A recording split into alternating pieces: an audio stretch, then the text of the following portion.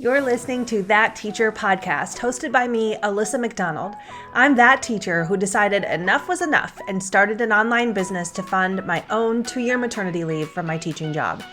This journey has been life-changing, bringing me opportunities to lead and grow in ways I never thought possible. Now, I'm on a mission to help other educators, moms, and impact-focused entrepreneurs find ways to build the online business of their dreams so they can have the time freedom and financial freedom they deserve. So grab a cup of coffee and let's bring your wildest dreams to life. Think about this question with me for a second. What if every single person on your email list made a $10 purchase?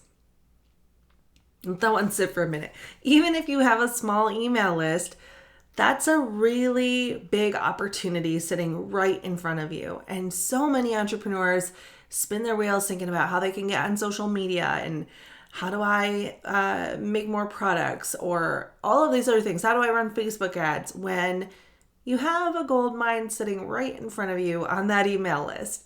Let's see if we can do something with that email list first before we go spinning our wheels on some of those other topics.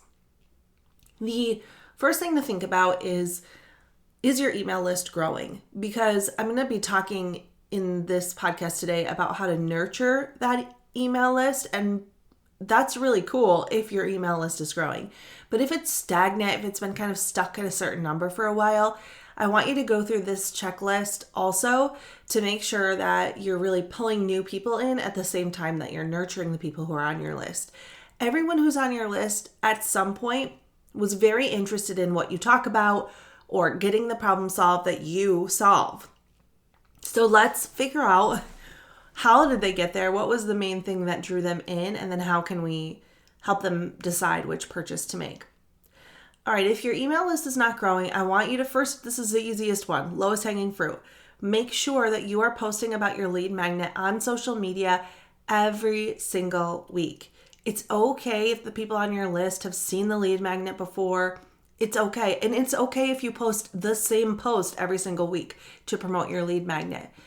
The truth of the matter is most people have not seen your lead magnet post. And we want to make sure that that's being seen regularly. People have opportunities to join your list. The other thing you can do that's fairly easy to put together is to create a new lead magnet that is trending. In other words, and you've probably heard me talk about this before if you've ever listened to anything that I talk about around email marketing. I really like having lead magnets that expire and that kind of pop up. I have one in the springtime that I usually do as sort of a pop-up lead magnet where it's only available for a couple of months in the spring, and the content of that lead magnet is related to spring. I can't remember what exactly it is because I've got to dig it out from last spring, but it was something around, I think it was email subject lines and maybe blog post headlines for the spring, a list of 25 of them or something like that, captions that had to do with spring. It's great because every spring I can bring it back out and there's some urgency behind it. It's something new and exciting, and then there's a reason for people to take action right now. If you don't want to redo your whole lead magnet though, that's okay, and you probably don't have to. Try giving it a new title. Sometimes giving your lead magnet a new title, a new cover page, or a new social media post is all it takes to get a new burst of people onto that email list. If you're feeling really stuck, it's probably because you are actually not getting in front of new people. Maybe your social media is stagnant and it's kind of the same people that are listening on social media and they've already all downloaded your lead magnet. Well, then we need to get you in front of more people. And the best way to do that is to do a collaboration. I have a whole podcast episode on collaborations. Go give that a listen and do a collab. Get in front of someone else's audience. The last thing I want you to make sure you've done with your lead magnet, make sure you have at least a couple of pieces of long form content that lead directly to your lead magnet. That would be blog posts, YouTube videos, and they should be pretty in-depth and they should be about common questions in your niche. Things people will be searching for when it comes to your niche, and then you're pointing them to the lead magnet. You can also create some pins. That's a great way to get some evergreen traffic going to your lead magnet. We're kind of combining evergreen strategies with that, like social media right now, let me post this every week type of a strategy. Now that's just the top of the funnel when it comes to marketing, the tip of the iceberg, the top of the funnel. What we are talking about in this episode is actually what do we do once the people are on the list? And this is where we sort of fall apart. And you're probably, if you're listening to this, you're like, oh yeah, I never wrote that email sequence, or it's been a really long time since I've looked at my welcome sequence, or like, what is a welcome sequence? You are not alone if you're thinking all of that. But I think one of the biggest mistakes we make when it comes to email marketing is thinking that we've done the job just by getting people on the list. It's a mistake to think that people who join our email list will stick around or will remember who we are long enough to make a purchase from our weekly newsletters. A lot of times entrepreneurs will grow their email list and then have maybe an email or two for a welcome sequence, and then everybody is just getting sort of the same weekly newsletter. And listen, I know in itself, just remembering to make a weekly newsletter is a big deal. It's like, oh, it's something on your plate, right? It's something you have to do every week or bi-weekly or whatever. And so you're like, oh, I am putting a lot of effort into my email list. But here's the thing. The sequences I'm going to talk to you today about putting in place, you don't have to touch them after you put them in place. So they're far easier than a weekly newsletter. And they make it so that your audience, when they see that weekly newsletter, instead of thinking, oh gosh, I've got to unsubscribe from that thing. I don't even remember what I signed up for. I don't even know what this is. Or their inbox is full of your weekly newsletters and they're like, who is this person? And they're just unsubscribing really quickly without even realizing what they're unsubscribing from. The way to fix this is to warm them up the moment they arrive on your email list and to continue to warm them with some of these evergreen sequences so that they know who you are. They begin to build that know, like, and trust factor. And we're not just like throwing them into our weekly newsletter and they don't even know what they've signed up for. I'll teach you how to do that on the episode today. Stay tuned. But while they're warm, while they're interested in the problem, we need to make sure we're capturing their attention. I'm going to start with the welcome sequence because even though you may already have one in place, I want to go through this checklist with you to make sure it's actually doing its job. And by the way, after this episode, go to your email service provider and let's see if it's doing its job. What are your open rates like? What are your click-through rates like in your welcome sequence? Because if you have a welcome sequence in place but it's not working, then, let's fix it. A lot of times welcome sequences can be boring. They can be kind of dry and it's obvious that it was thrown together. And sometimes welcome sequences are all over the place, like buy this thing, or maybe you want this thing, or maybe you want this lead magnet, or maybe you want this blog post. That's not what we want to do. Let's fix those if you have that kind of a welcome sequence.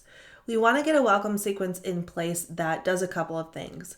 It needs to create urgency. It needs to have some component to it that makes people feel like, oh my gosh, I need to do something, whether that's buy something or read something or whatever, right now. Our welcome sequence should also sell one product or maybe two, depending on the price range. Maybe you want to throw like two different price ranges in your welcome sequence. But if people are warm, we can't assume that they're not ready to buy.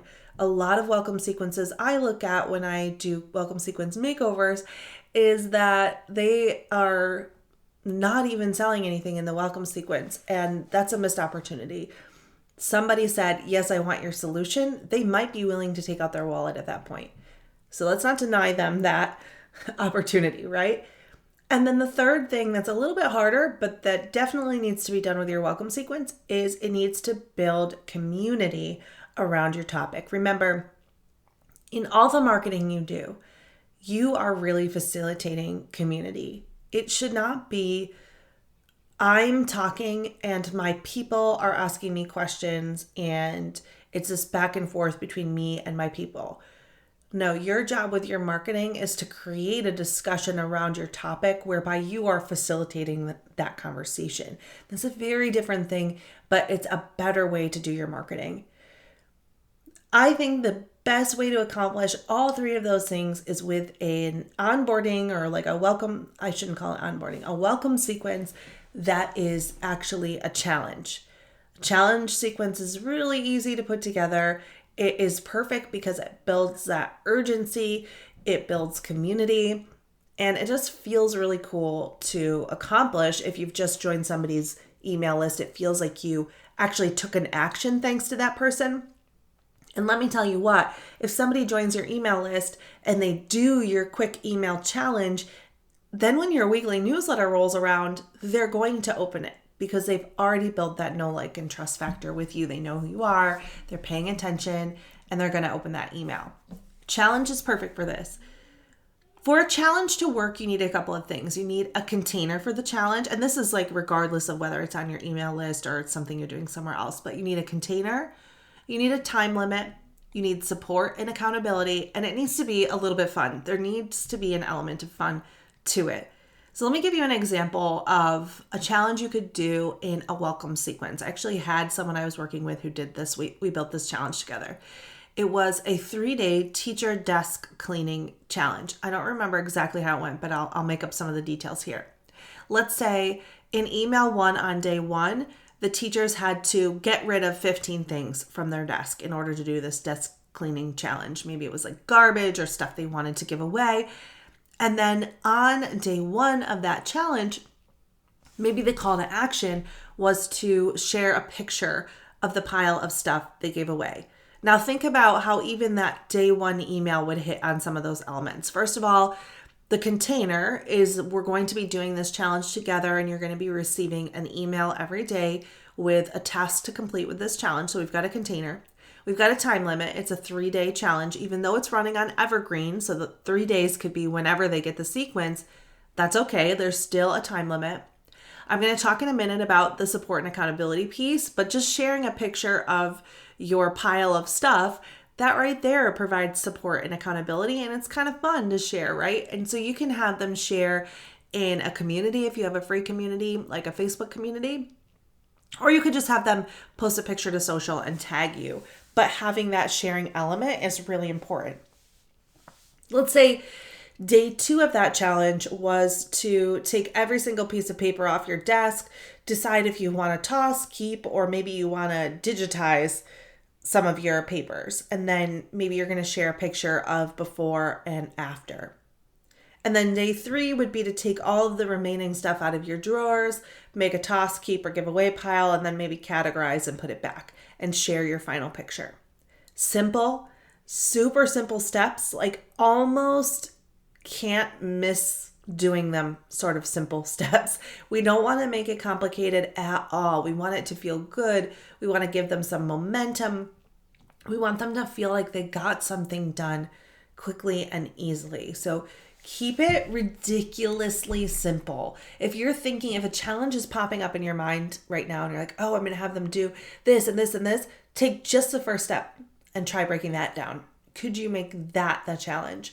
Make it very, very small, light, simple, no overwhelm. Overwhelm would be the worst thing we could do here. Make sure that it's related to one of your products. Let's say for that challenge that I just talked about, let's say there was an ebook on how to organize your grading system. Then each day of the challenge, I am going to put a link several times throughout the email to my ebook on how to organize that grading system. It's related in that it's the same sort of type of problem to be solved.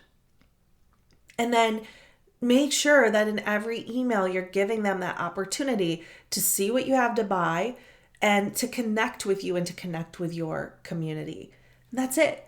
So could you go back to your welcome sequence and give it a little bit of urgency with a challenge?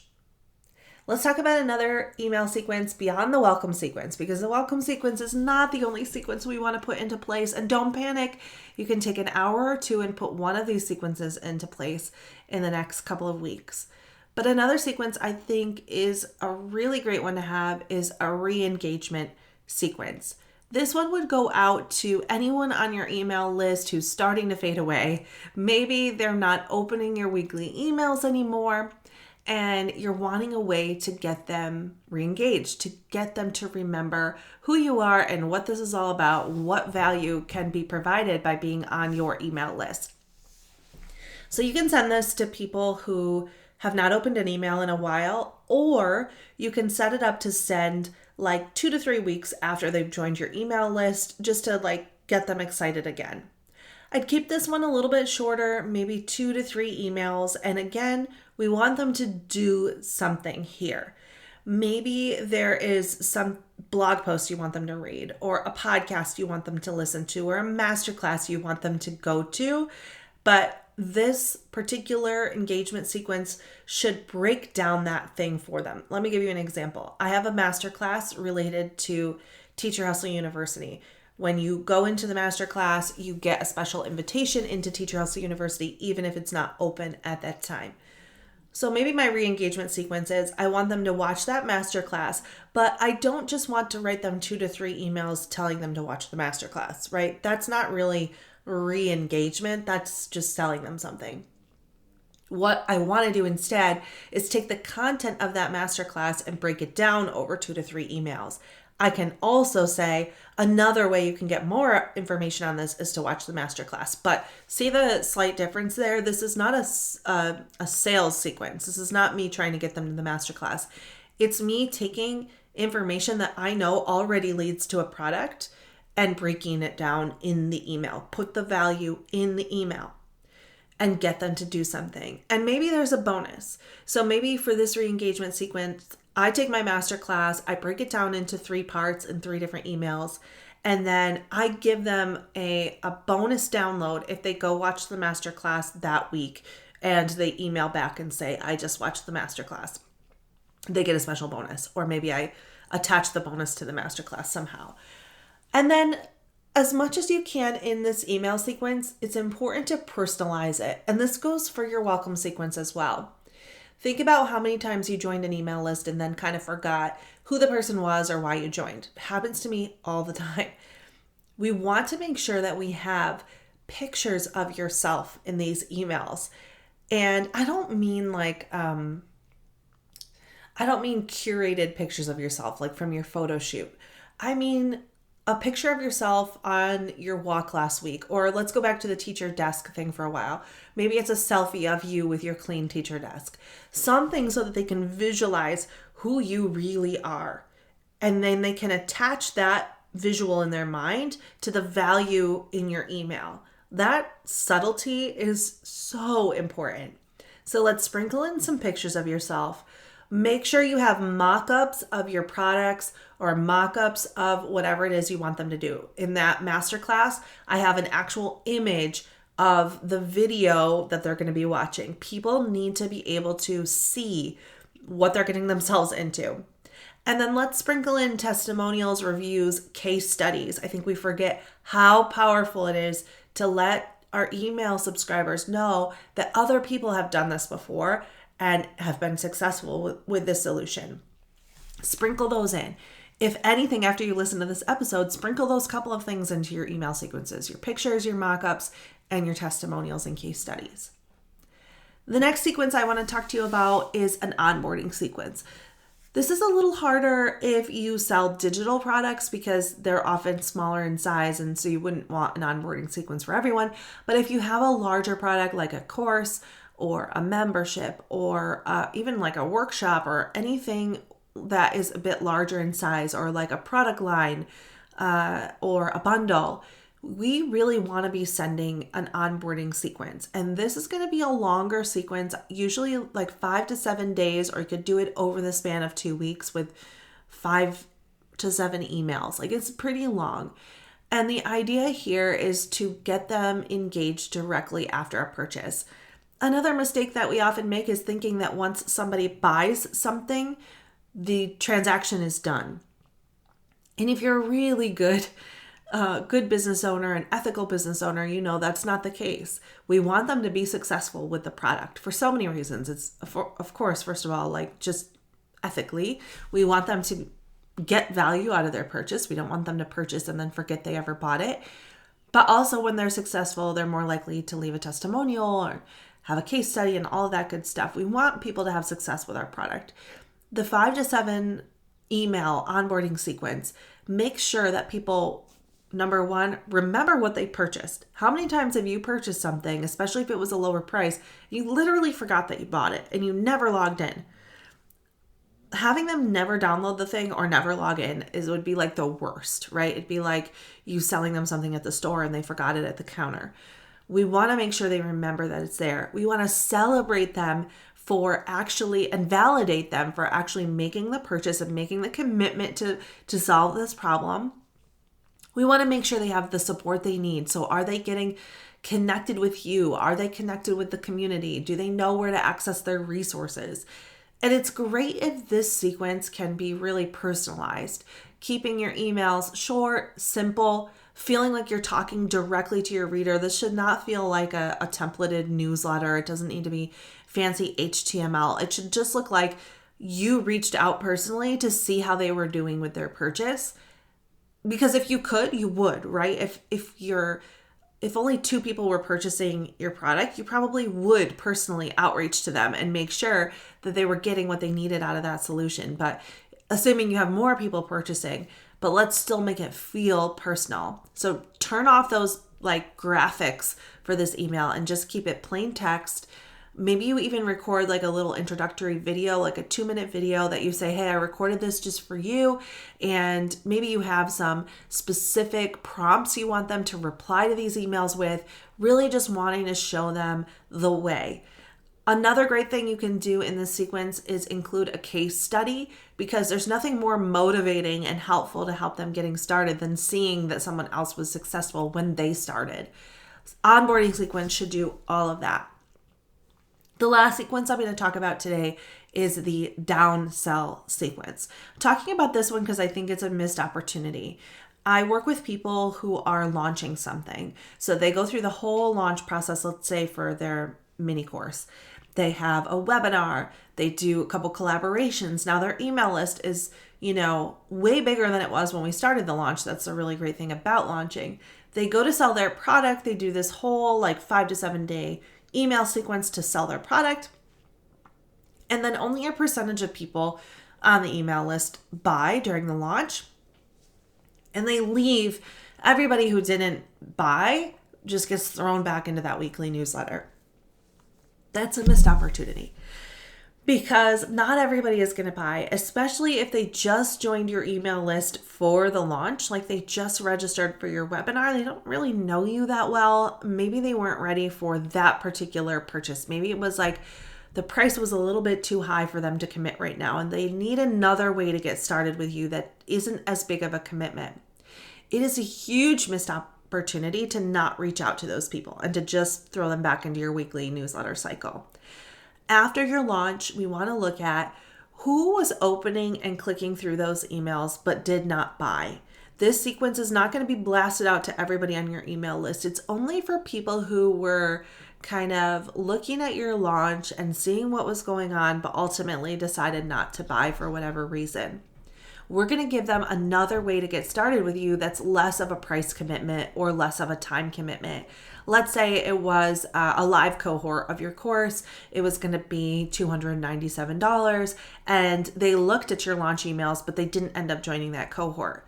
Then we're going to write to them after the launch, and we're going to say, hey, thank you so much for tuning into the launch. I saw that you were kind of interested, but on the fence. I would love to still work with you. Let's do this. I'm doing a live workshop next week. I would love for you to come to the live workshop. It's only $40, and we're going to get this part of that solution, wrapped up.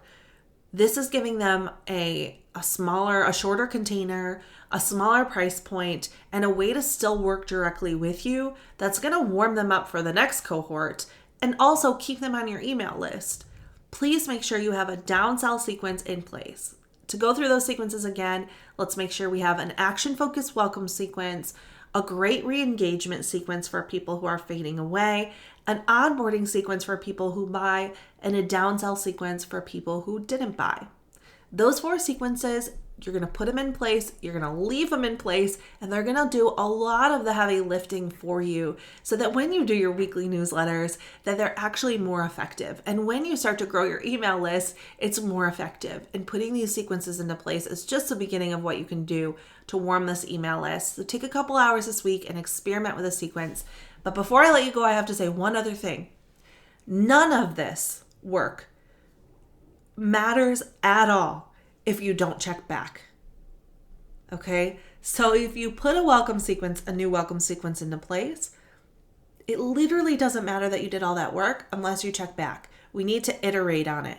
So all you have to do is go back to that welcome sequence, put it in your calendar once a quarter to go back and look at that welcome sequence, or once a month if you're feeling really good, and check the open rates, check the click-through rates, and make improvements wherever possible. Iterate on that sequence until it's really, really good and you've got the playbook for keeping people on your email list.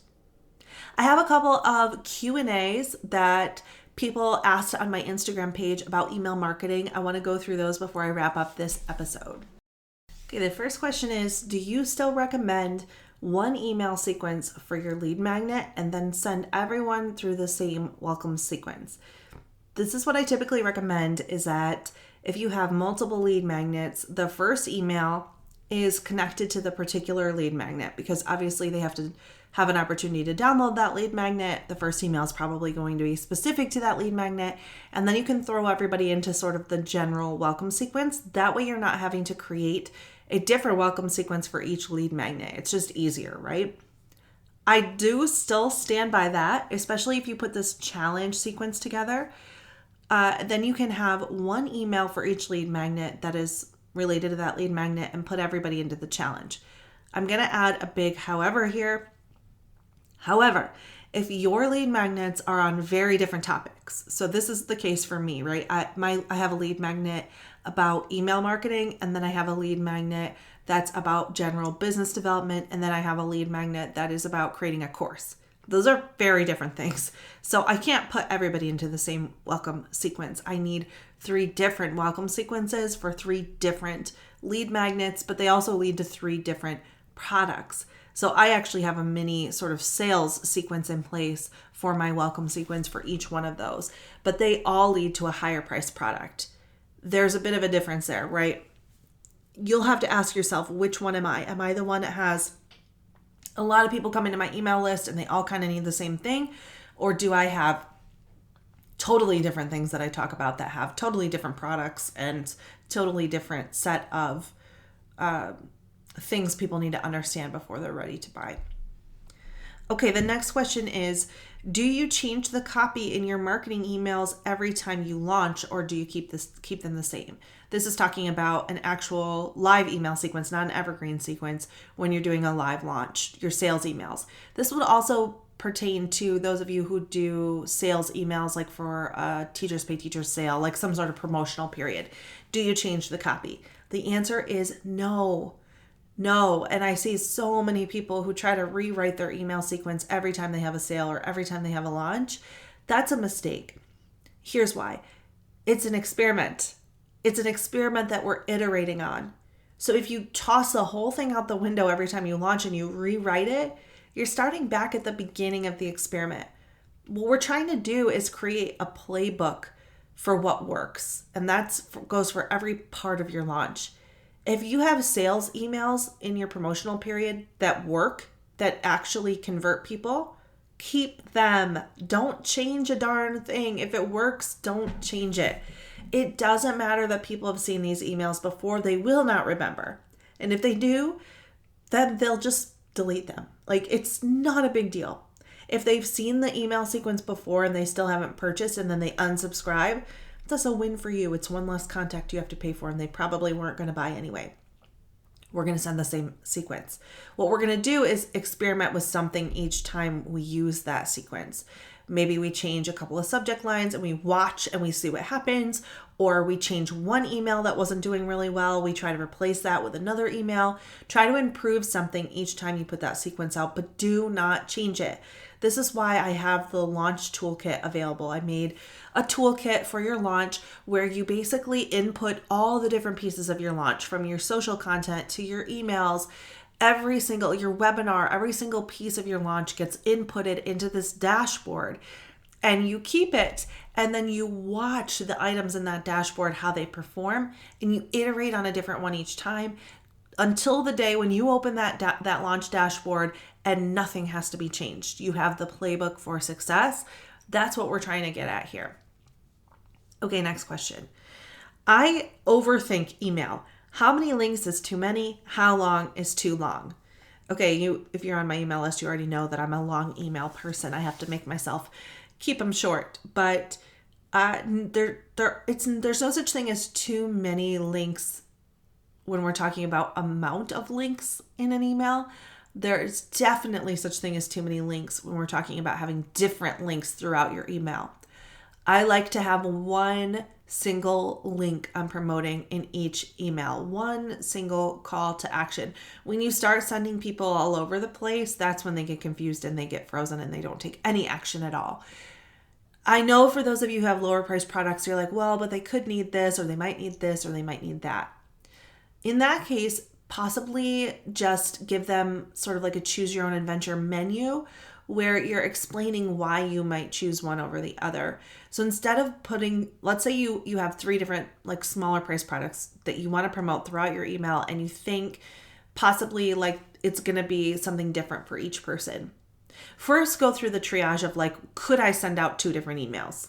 Could I segment my list and give one segment this link and one segment this link? That would be the most ideal way to do it. But let's say you don't have time and you're like, I think they're going to be choosing between these 3 things. Then instead of putting those 3 links throughout the email, create like a literal menu. And then it might say, let's say the first one is like my math games. You might say math games. If you need something to do this week with your students, these are for you. And then maybe the next one is like a math station ebook. If you want to learn more about math stations and you want to try them in a month, this ebook is for you. So you're giving them the product and why they might choose that over the next one.